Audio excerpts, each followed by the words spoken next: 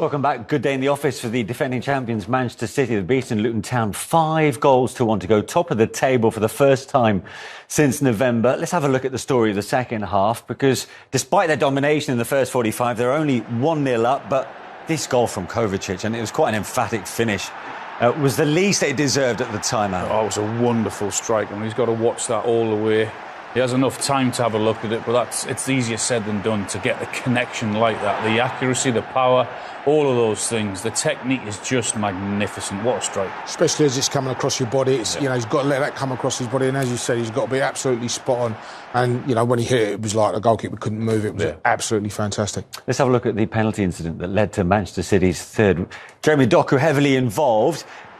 Was this a pretty straightforward decision for the referee to make, Les? Yeah, as soon as he picks it up, he'd given him a torrid afternoon, and he just goes part, and that was just a tired lunge. You know, he'd done exceptionally well against him all game, but Doku, you take your hat off because he kept going, steps inside, and no question about a penalty.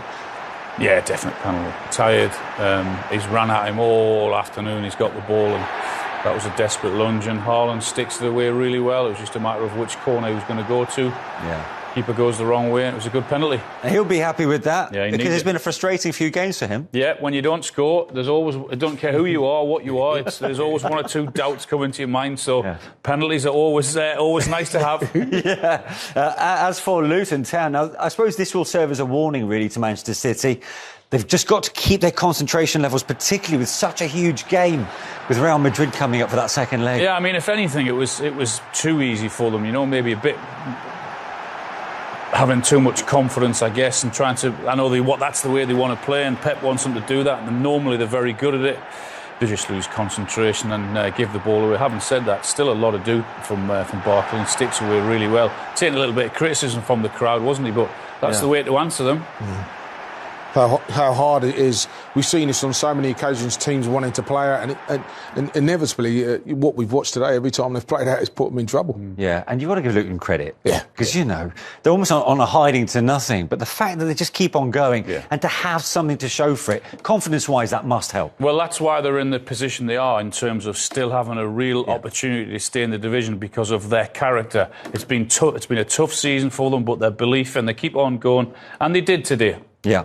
Jeremy Doku, after winning the penalty, did help City getting a fourth. This is a terrific individual goal, right? Yeah, it certainly is. They pick it up here, and again, goes into Doku, takes him on again, and by this time he's given him twisted blood, hasn't he? Like, you know, I mean, his blood's all over the place, and goes inside, goes out, doesn't know where he's going, and cuts inside here, and then the coolness of the finish to put it through his legs and in the bottom corner. I think Anya Dimna knows he's been in the game today. When you've got that balance and that technique, I mean, at times he won't know what he's doing, so the defender won't have a clue, and he didn't really today, and he certainly got the better of him today. It was a good performance from Doku. Yeah, he's proven such a threat down that left side for Manchester City. But that wasn't the end of the goals, of course. Gvardiol, just as we saw in midweek in the Champions League, on his weaker side as well. Well, he had a pop in the first half, didn't he? Which didn't quite get the accuracy that he wanted, but certainly on this occasion, he actually goes to bend that. You know,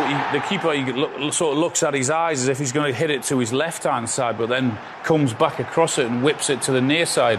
Keeper's got no chance, high into the net. What a finish that is. Looks like he's making a habit of this, and it's quite a good habit to have at this stage of the season for Man City. Wow. Yeah, what a finish. You'd be proud of that. And I know absolutely, you guys like to hit the ball just a little bit hard. From 1 yarders, never mind with great strikes like that. Yeah. As for Manchester City, of course, I mean, for their goal difference, this is quite important because it could come down to that with these three title contenders all going head-to-head. They've overtaken Liverpool after their 5-goal showing. Of course, Liverpool have yet to play tomorrow. But that makes things even more intriguing. And the fact that we now see City back on top, but for the first time since November, have they timed it at just the right time? They've done their job this weekend. Again, that's what you've got to do. It's particularly when you're playing first, because you know for a fact the others are going to be watching you.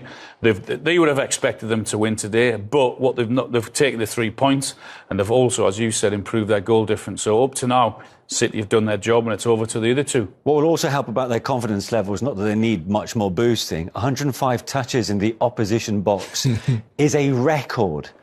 seen in the Premier League since they began making such statistics. I mean, that's quite something. That certainly is. And, you know, in the first half, we was wondering, was it going to be one of those days where they got chance after chance and you know, end up winning 1-0? And we were talking about, would that be enough for Man City? But obviously for the goal difference and where they want to be, to do that and then get the 5 goals at the end of it, and it could have been more, they'll be delighted. Is that the ideal outing before their Champions League return? Yeah, it's exactly what Pep would have wanted. It doesn't look as if there's been any injuries. He's managed to take Haaland off, De Bruyne off, still get the 5 goals. So it's been a good day for them. Yeah, and I suppose there's the fact that they didn't have to start Foden or the tired Rodri, who, dare I say, having had a rest, might feel better after that. Yeah, certainly will do, and they'll be pleased that when you look at that squad, you're using your squad now.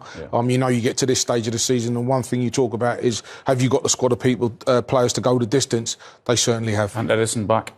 Yeah, and Ederson back, which is a big bonus. Absolutely. As for Luton, at the other end of the table, though, I mean, the problem is, of course, they were always going to struggle to try and pick up something from the Etihad. Yeah. But their future's not going to lie as to what happened there today. No. I mean, if they were honest with themselves, they wanted to go there and put up a good show. And if they looked at the game and the grand scheme of things and the way we do as well, no one really expected them to get anything from that game. But that doesn't mean that they're down or out. That's what I've said about Luton all season. At least they've given themselves a real opportunity of staying up. It doesn't matter whether the teams have been docked points for whatever reasons. Yeah. They have got a good opportunity and they've stuck together. They've got a great team spirit, and you just never know. That might be enough. I always think in these situations as well that, you know, and you're right, they've got good team spirit, but you keep having to pick yourself up, and in the end that wears you down a little bit. It wears you down, and I'm starting to see a couple of performances where I'm expecting them to go and get results and they're not, because, you know, that picking up all the time becomes a heavy laden in the end. Absolutely. Well, I'm delighted to say we can get live post-match reaction to that big win for Manchester City with their flying winger who got a goal and an assist, Jeremy Doku, who joins us now from the Etihad. Jeremy, very well done today. I mean, after a pretty frustrating first half in which you only managed 1 goal despite your domination, that was a big second 45 from Manchester City. Yes, thanks. We knew that it would be difficult. It's a team that plays very deep. We tried to create some chances. First half we were a little bit unlucky, but at the same time we also have to be careful for the counter attacks. That's what we did, but we just had to have patience. So we had, and second half we scored a nice goal with Kova, something that we trained on training. So and after that it was a little bit easier to score.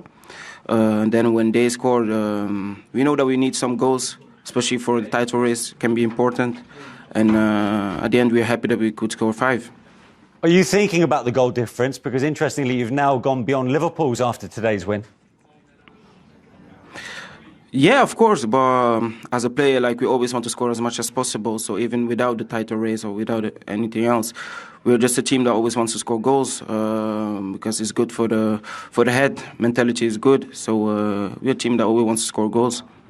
Jeremy, you enjoyed that, didn't you? That was your type of game. Plenty of the ball, runner, that defender, goal, assists. It's a good afternoon for you personally. Yeah, no, of course I'm happy. There are some games where you create some chances, but the statistics doesn't follow. But today was a good day. I created some chances and also could have my goal. I tried to look for it, and today it worked, so I'm very happy about that. Yeah, we're just having a look at that goal now. I mean, obviously, you're causing, your opposite number all sorts of trouble, particularly by winning the penalty. I suppose once you've got that psychological edge, that kind of gives you more confidence to keep going, right? Yes, of course. I think when you dribble or when you like to go direct at your defender, confidence is a huge part. So when I have confidence, I know that I'm going past him. And even if I don't, next time I go again, and I believe I go past him then. And I know that the defender, because he told me also, he doesn't want it. He want me to play back. So just go at him, and then even if I don't have to dribble, because sometimes he calls another player with him, and then it attracts 2 or 3 players, and then at the last goal, someone else is free, and then I don't need to dribble. I can just attract players and play with the pass to, for example, Guardiola. Finally, I know there's a few games left of the season, but to go top of the table for the first time since November, it feels like you're making that run to the top at just the right time. Yes, of course. I think now we are putting pressure. The most important is to look game by game, just focus on what we have to do, winning games, and then we can look at what they do. Brilliant stuff. Jeremy, thanks for joining us today. Good luck for the rest of the season. Thank you. Thank you. Thank you. Great stuff from left winger Jeremy Doku with his goal and assist for Manchester City in that 5-1 win against Luton Town. Let's go around the grounds and bring you up to date with what happened elsewhere. Plenty